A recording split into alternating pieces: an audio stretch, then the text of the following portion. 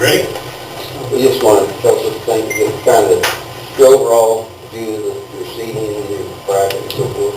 Well, Morehead State, obviously we played 2 years ago when they were younger, some of the better players, and now they're seniors.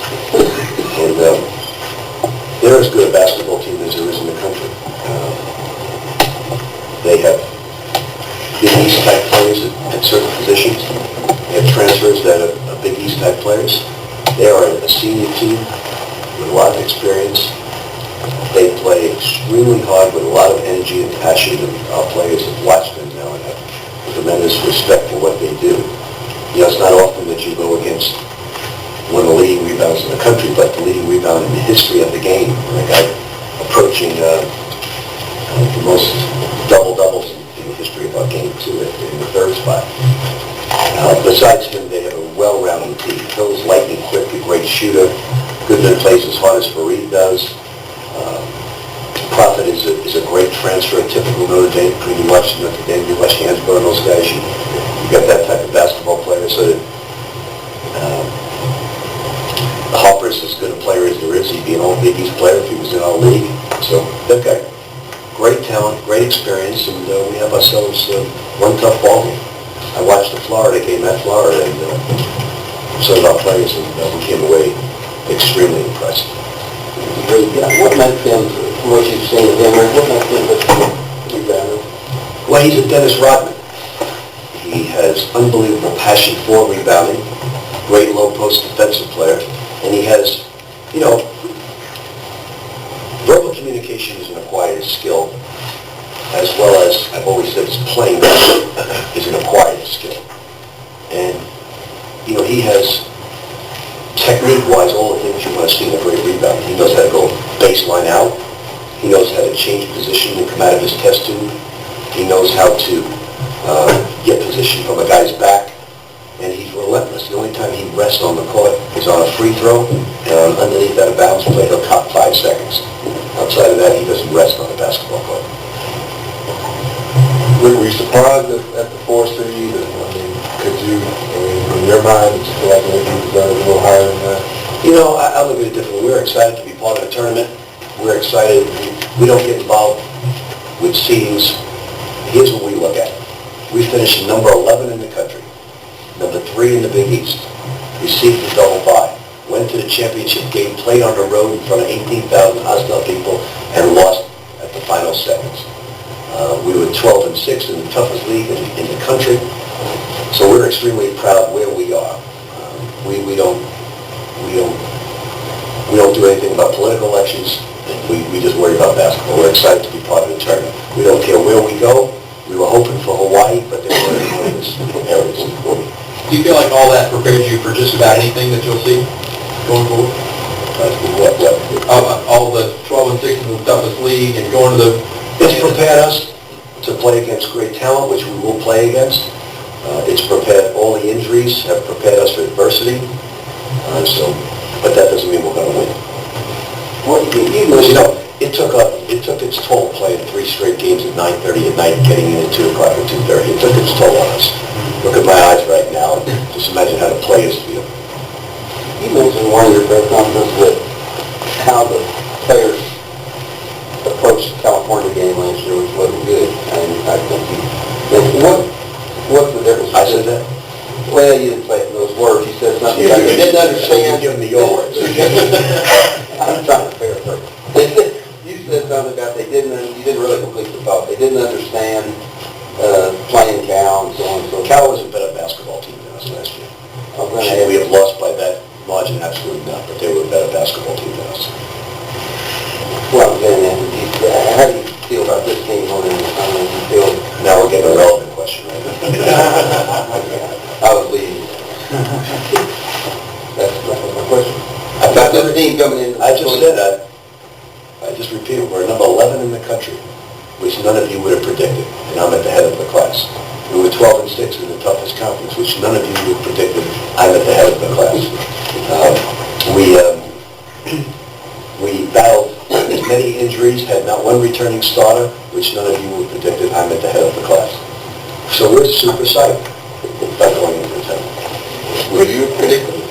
I said said I'm the head of the... Anybody speaking of life?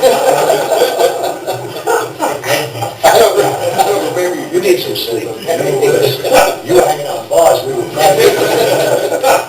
How's Peyton Daniel? Kind of used to the elevation of Denver. I mean, it's going out tomorrow going to help. Well, all the teams are going out tomorrow, and we all know. You know, I was sitting next to Chris Smith, and he said, Coach, his brother plays in Denver. He said, just root to any place but Denver. And I said, why is that? Because the altitude. Oh, so the other three don't have to play in that altitude? And he said, no, Coach, it's bad. I said, we're going to be fine. We're well-conditioned athletes. We'll be fine. Everybody's got to go through the same thing. Sure enough, we got Denver, which is funny. Funny that two Kentucky teams, who we played just 2 years ago, are both going out there. Do you think it makes so much of a difference to the altitude? It does. I've played in the pros. It does. I mean, every athlete training for the Olympics will tell you that. It does. But it's the same for every team. And what ways might it affect us? You get tired faster, or? Why don't you do your research on that? I mean, you'll get much more intelligent answers than I can give you. Will it change the way you may, use that?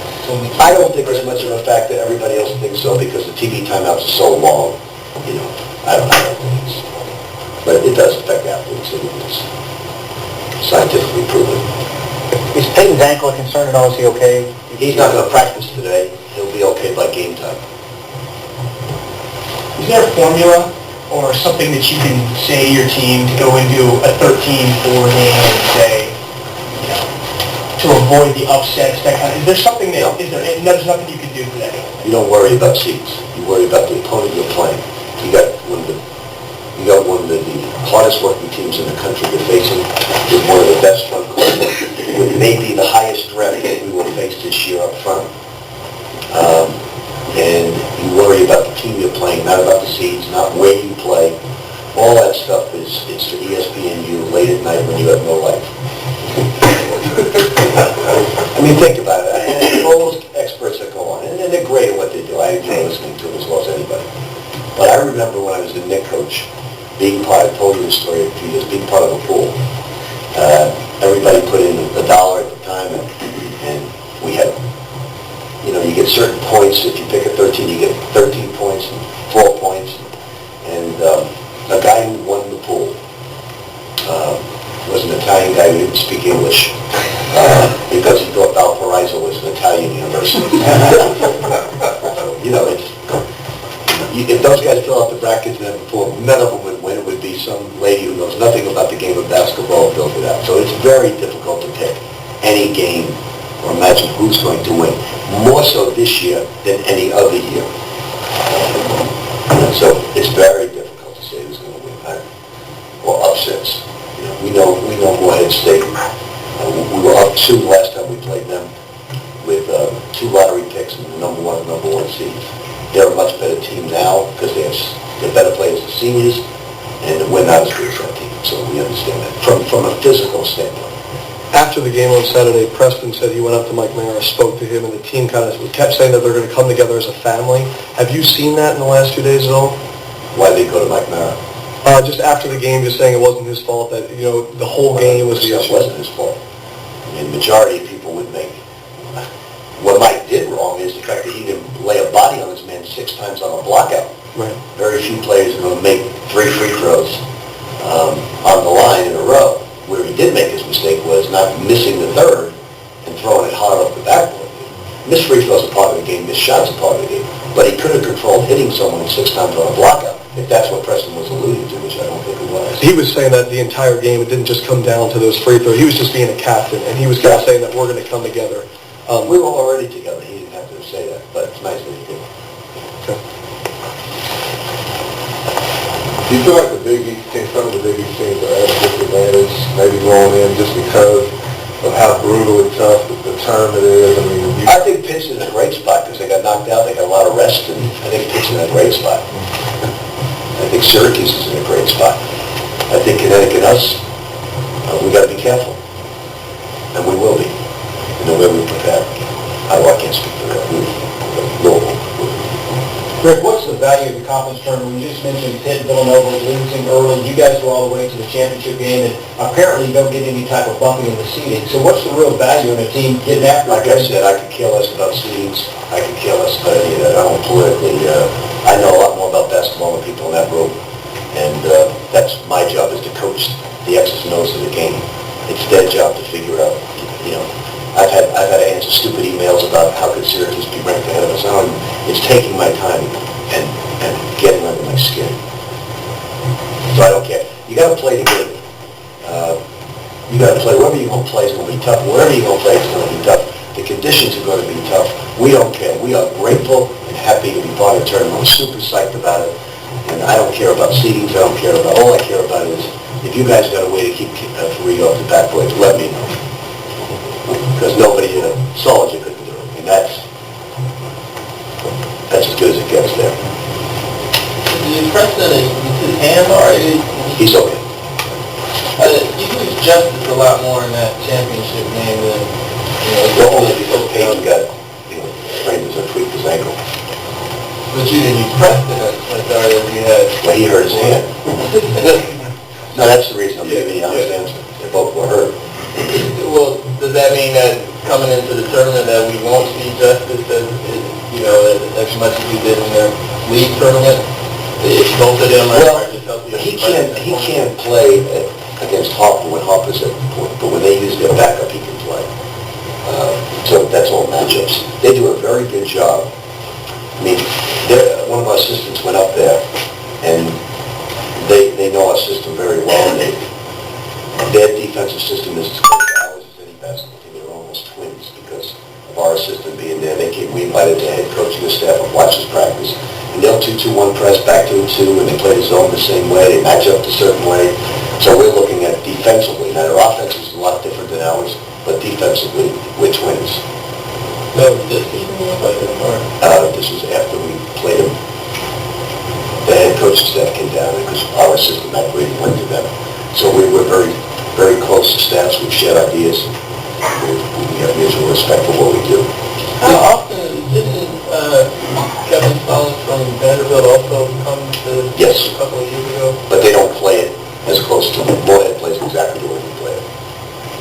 So the question maybe, but how do you use the tricks? Sometimes you use a lot of first half and second half. Yeah,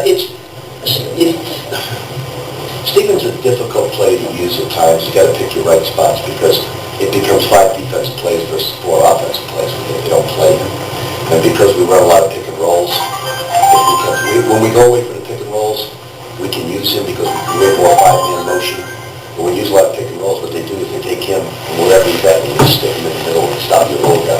It's difficult to use him. What's he most effective at? Rebounding, running the floor, banging.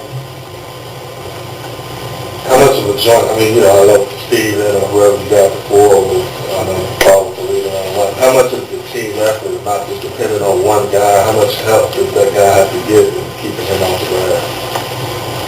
He rebounds more than 2 centers and a power forward combined. So how difficult is that? It's a very difficult assignment for any team. Not only our Achilles heel has been rebounding, and now we have the best rebound in the history of the game to go against. How big of a concern is it that the NCAA tournament is going to be called tighter maybe than the Big East was? I hear that. Who said that? Common analyst, that the Big East is allows more physical play than maybe the NCAA might. I don't know that to be true. I think you're relying on an analyst's opinion, not the NCAA's opinion. It just seems like that every year. It seems like a lot. I don't think that'll hurt us.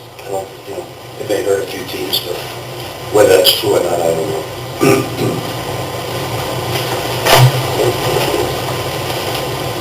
Anything else? One thing on Peyton, do you feel like by the end of his career he could be a Kemba Walker kind of player where, he can mask mistakes by his teammates and kind of carry his team? You see, that's a crystal ball. Where is the Dow going to be in 2015 so I can get rich? See. Answer that question yourself.